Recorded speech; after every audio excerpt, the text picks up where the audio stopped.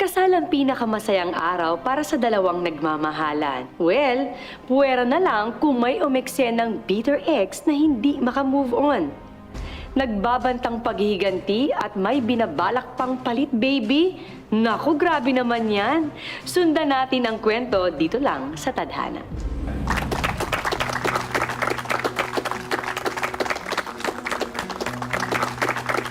I love you, Rhea. Mahal na mahal din kita, Crisanto.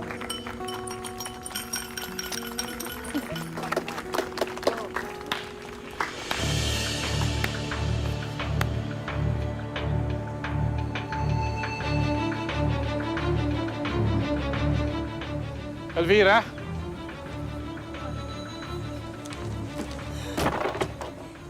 Elvira, hindi ka imbitado rito! Huwag ka mag-alala. Hindi naman ako pumunta para makisaya. Guards! Elvira, lubayan mo na kami. Hindi ako papayag na maging masaya ka sa piling ng haliparot na to. Mga agaw ka, Rhea! Ahas ka!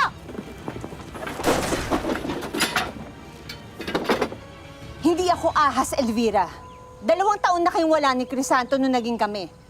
Kaya wala akong inagaw sa'yo. Kung hindi ka sana umiksena, dahil sana nagkabalikan kaming dalawa! Matagal na ako nagtitimpi sa'yo! Ah! Ah!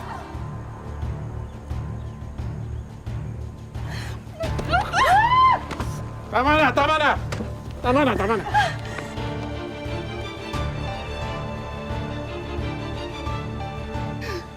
Tigilan mo na kami.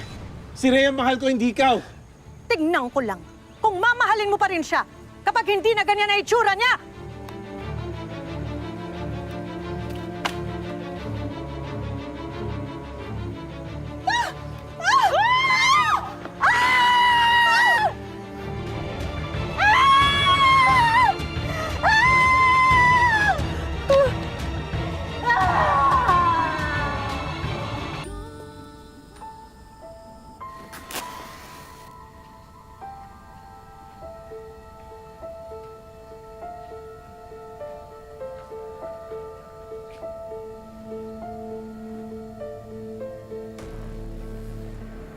Minahal mo ba si Elvira? Hindi naman ako magpapa-ipokrito lang sabihin kong hindi.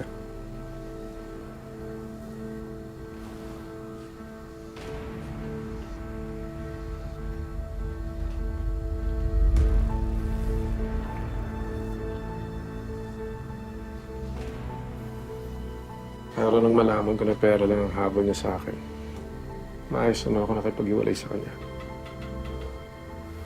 Grabe yung galit niya sa atin, Crisanto. Natatakot ako. Huwag ka mag-alala. Mahal na mahal kita.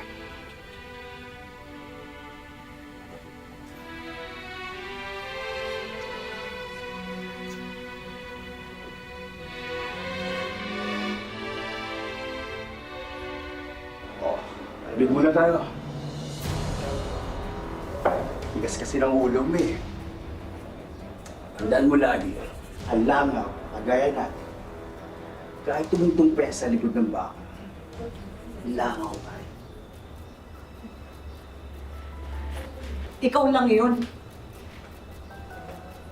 Balang araw, may higitan ko rin yung mga hayop na yun. Mangarap ka ng mangarap hanggang gusto mo. Pero sa ngayon, ako lang para sa'yo.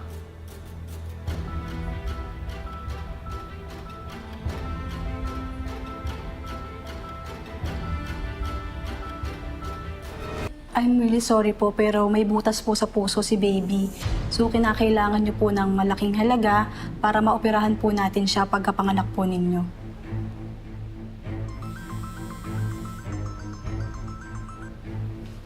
Excuse me lang ho. Bakit kailangan ako tayong magkaroon ng anak na may sakit? Anak, Hindi na ba matatapos tong kamalasan ko? may awa ang Diyos. Kung may Diyos man, Napakadaya niya. Wala na siyang binigay sa akin na hiniling ko. Huwag kang mag-alala. Gagawa ko ng paraan na maoperahan ang anak mo, ang apo ko. Kahit na mangutang pa ako. Nay, di ba pareho kami ng kabuanan ni Rhea? Ako na ang gagawa ng paraan para makontrol ang kapalaran ko at ng magiging anak ko. Anong pinaplano mo?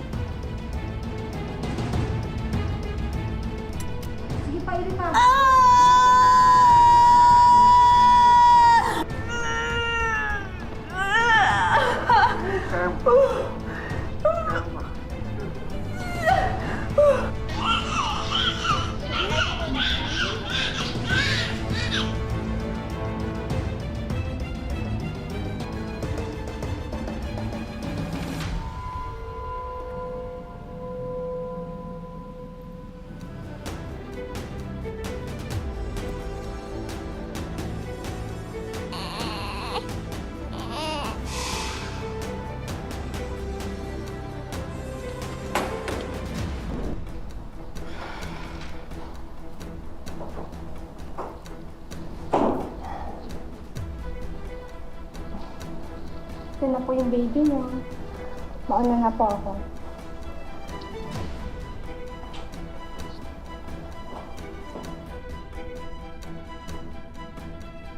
Crisanto? Ang anak natin. Hindi siya humihinga. Sandali. Nurse! Nurse!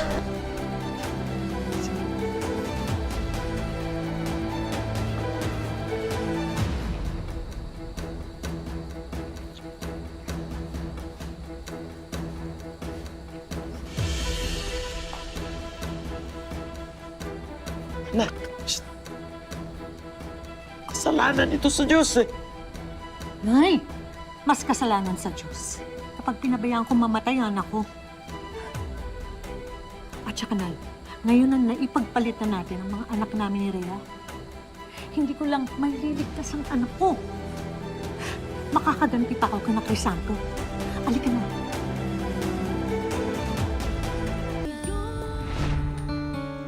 Apo, ano bang solusyon plan mong kunin? Gusto ko maging teacher na. Aba, kayang-kaya mo. Matalino yata ang apo ko, di ba? Ano yan?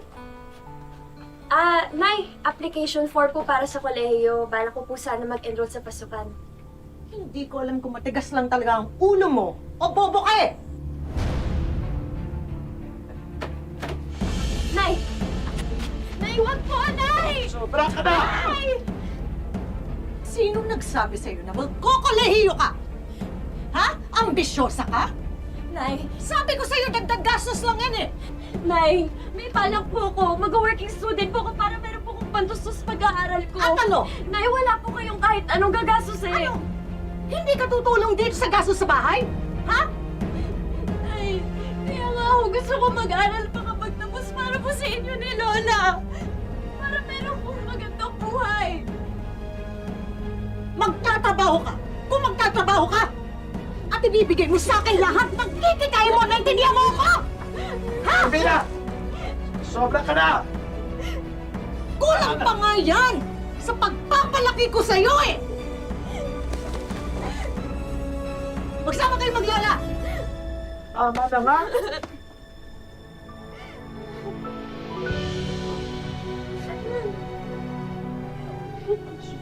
Lola, bakit po ba ganun sa akin si nanay? Simula maliit pa lang po ko ganun na po yung pagtatrato niya sa akin. Palagi po siyang galit sa akin. Ano po bang kasalanan ko, Lola? Alam ko yon. Anak, wala kang mali. Ito lang. Tandaan ko lang. Mahal na mahal ka ng lola ko. Ano man ang nangyari nandito, ipaglaban kita. Huwag ka na umiyak. Hindi ko gusto tulutuin. Nandito na ang lola pa.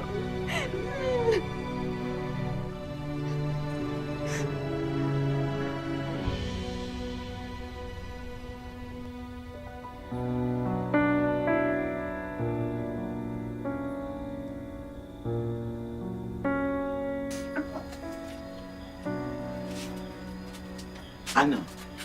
May balita ka na ba sa anak mo? Wala akong balita tungkol kay Nadine. Alam ko lang Nadine ang pangalan niya. At alam ko rin na dinala siya sa Amerika para doon ipagamot at saka palakihin. Anak mo rin naman si Isabela. Hindi. Si Nadine lang ang anak ko. At si Isabela, yung pagpapahirap ko sa kanya, yun ang ganti ko kina Rhea.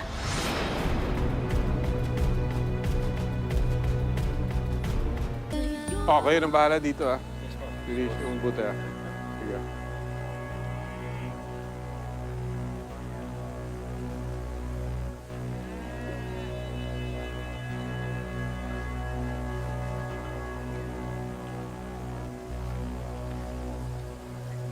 Tingnan mo ginawa mo sa dress ko?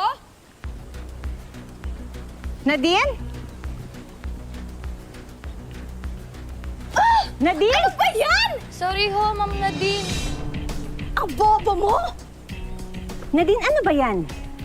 Ma, alika nga dito, itong estupidang to, di mo yung ginawa sa dress ko? Binasa! Tama na yan, tama. Sige na, pumasok to kayo. So, nabunggo mo si May kasi pupuslit ka na naman. Saan na naman napunta mo? Pupunta ako kay Sophie, makikisleep over ako ron. May gagawin kaming project. Sleepover na ganyan ang suot mo? Nadine, 3 months pa lang tayo nakaka-uwi from the States. Wala ka nang ginawa kundi magbarkada at party. Baka nakakalimutan mo yung sinasabi ng doktor. Alagaan mo yung health mo.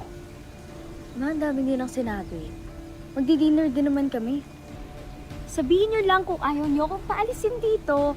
At kung gusto niyo ako gawing prisoner kasama ang mga stinking cows and the dirty peasants. Nadine! Tama na. Huwag na kayo magtalo.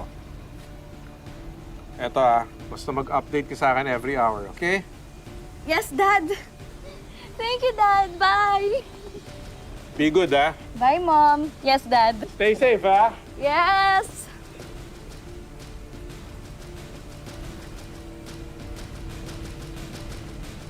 Bakit?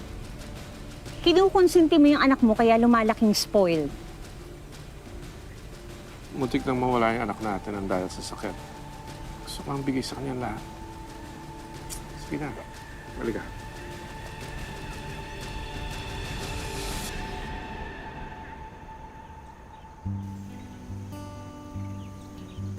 Toy, kahit anong trabaho tatanggapin ko. Di na ako totoy, no? Baka nga mas matanda pa ako sa'yo, eh. Tsaka, hindi ako yung masusunod dito. Trabahador lang din ako. Sino ba pwedeng kausapin? Ayan.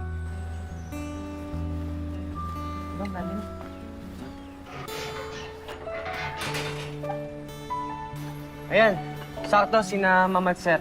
Sila yung may-ari nitong farm.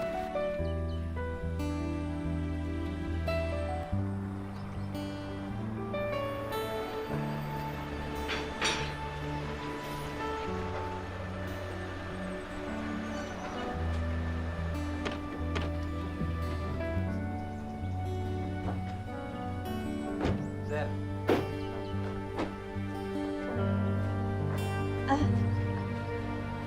Anong may tutulong namin sa'yo, Iha? Kulang sandali sa yakap mo't halik, ang bukas ay di tanaw. Yan ho, Ma'am Rhea. Ang kulit-kulit. Kanina ko nga po pinapalabas, eh. Sabi ko nga ho na wala na bakanting trabaho dito sa farm. Ma'am, Sir, parang awa niyo na ho. Mag-iisang linggo na ho kasi ako naghahanap ng mapapasukan. High school lang po yung natapos ko, pero masipag po ako, tsaka mabilis matuto. Mom, Dad, paalisin na natin siya. Sinasayang niya lang oras natin.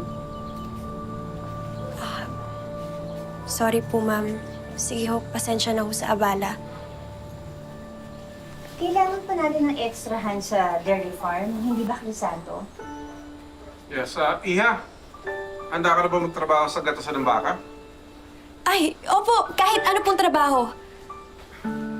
Sige. Hero, turuan mo si Isabela po. Isabela. O, Hero, ikaw nang bahala. Salamat po, ma'am, sir. Sige po. Swerte mo. Kung sa akin lang, di ubra yung ganda lang. Naku, Hero, hindi ko sasayangin yung tiwala sa akin ng mga amo natin. Tsaka magsisipag talaga ako, no? Mukhang mababait sila eh. Sobra. Layo sa ugali ng anak. Nagtagtag pa kayo ng pabigat? Mamaya malikot yung kamay niyan. Mukhang mabait naman yung bata. Bigyan natin siya ng chance. Oo nga.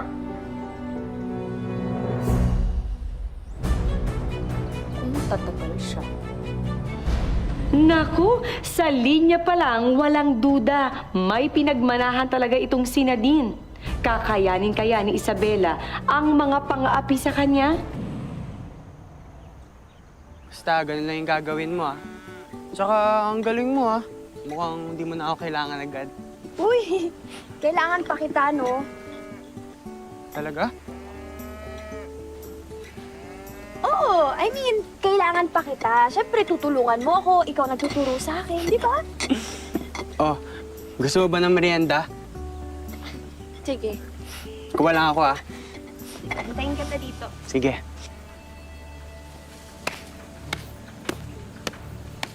Wow naman! Ang galing mo, ha? Ang bilis mo matuto. Ay! Mukhang marami ka nang natututunan dito sa farm. Mabait po kasi yung mga tao dito, Ma'am Nadine. Tsaka tinuturuan po nila ako ng mabuti. Tinuro din ba nila sa'yo na pagkakuha mo ng gatas mula dun sa mga cow, iinumin mo agad para ma-check mo yung quality? Po? Ang turo po kasi sa akin, kailangan po muna lutuin yan.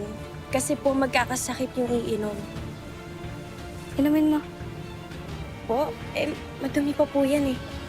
Inumin mo. Ma'am Nadine! Inumin mo. Please po, Inumin mo. Inumin mo. Inumin mo. Inumin mo. Nadine! Tingnan mo ang ginawa mo! Amo mo ako tapos di mo ako sinusunod, ha? Bakit? Tuturuan kita ng leksyon, ha? Pag sinabi ko inom, inom! Anong bagay sa iyo, Isabela? I know you're kind. Alam ko, hinuhuntutan mo lang magulang ko! Bitawan na! Nadine, bitawan mo! Nadine! Inumin mo! Isabela! Stop that! Isabela! Anong ginagawa mo kay Isabela? Eh kasi naman, Ma, tignan mo, oh. Tinapon yung product natin. Kukunin-kunin nyo kasi ito walang alam. Sisantihin nyo na yan! Nadine! Mama, huwag niyo po ako sisantihin. Wala naman po akong kasalanan eh. Pasensya ka na sa anak ko, ha? Ang bata mo pa kasi para magtrabaho. Bakit ba gusto mo magtrabaho? Gusto ko kasi tulungan yung nanay at lola ko.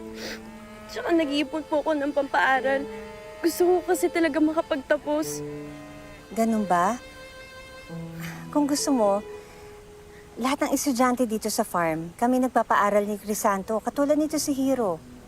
Basta ba nagagampanan yung tungkulin dito sa farm at hindi bumababa ang grades? O tahan na, hindi naman kita pinipilit kung ayaw mo. Ay, hindi ho. Naiiyak po ako kasi masayang-masaya po ako kasi gustong-gusto ko po talaga mag-aral. Alam mo, mabait ka at masipag ka. Malayo ang mararating mo. Salamat po sa inyo ni Sir Crisanto. Pagbubutihan ko po yung pag-aaral ko. Kulang ang sandali sa yakap mo't halik. Kahit na kay tagal, sa'yo'y maghihintay.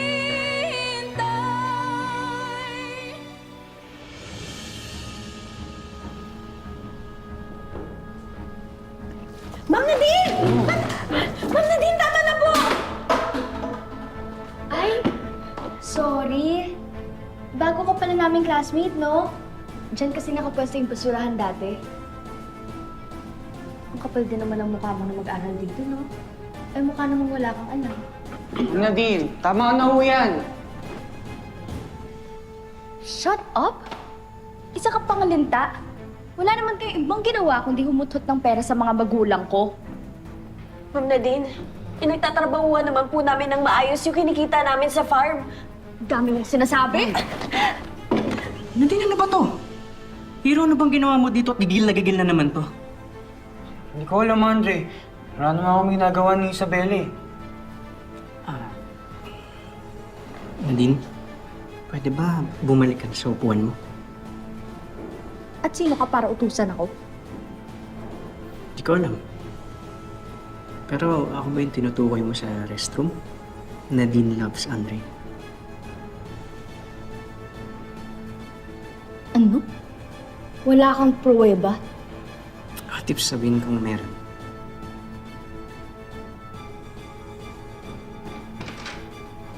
Good morning, class! Good morning. Sit down. Before we begin, quick announcement. The student who will be representing our school paper for the editorial writing contest would be Isabella Reyes. What do you mean, ma'am? When I transferred to this school, pinakita ko sa inyo lahat ng achievements ko from my previous school sa States. Ako ang dapat nakasali sa contest. I'm sorry, Miss Bermudez, pero si Isabella ang nagustuhan ng panel na may mas magandang na-submit na editorial piece. You'll just have to do better next year. Isabella. Congrats, ah. Salamat, Andre.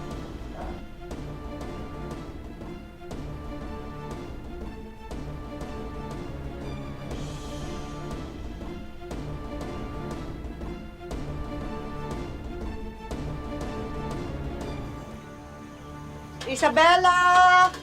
Tulungan mo nga ako dito sa mga pinamili ko! Isabella! Wala dito! Ha? Eh di ba ganitong araw? Half day lang sa trabaho yun, Nay. Sa eskwela. Eskwela? Ang ibig ko sabihin, baka inutusan siya ng amo na. Hindi, Nay eh. Nadulas ka eh. Sabi mo eskwela eh. Di ba hindi ko nga yung pinayagan na mag-eskwela, Nay? Eh, wala namang masama kung paaralin siya ng amo niya eh. Wala naman tayong gagastusin ni isang kusing. Naman eh, bakit palagi mo nalang kinakampihan yan? Hindi naman natin siya kadugo. Gusto ko lang nga itapon nung binigay ko yung anak ko doon kina Crisanto eh. Naisip ko lang kasi na siya yung pangganti ko sa kawalang niya ng mag-asawa na yon. Yan, tama ka sa lahat ng oras. Tama. Sige!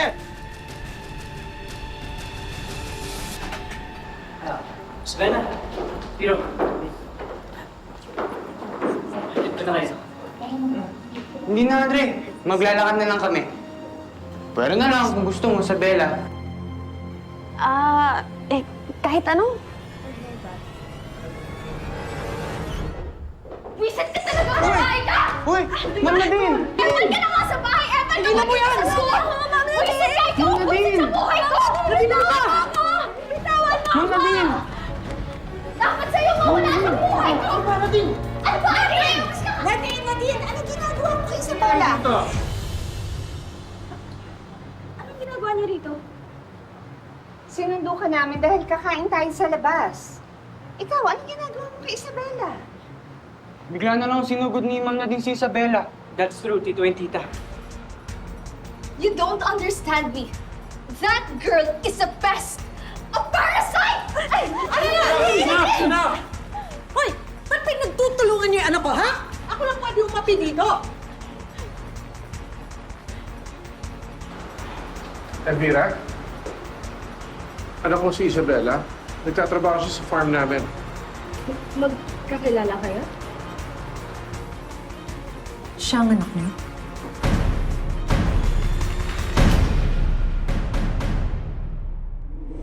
Ayan! Saan daw nahuhuli ang isda? Eh di sa bibig, saan pa ba?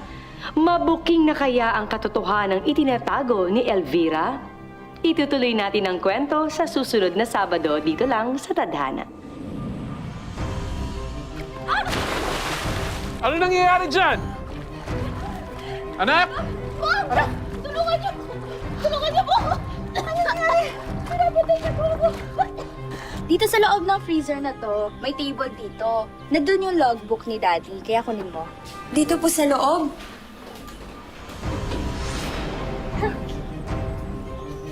Tulong! Tulungan niyo! Hindi ako makahinga!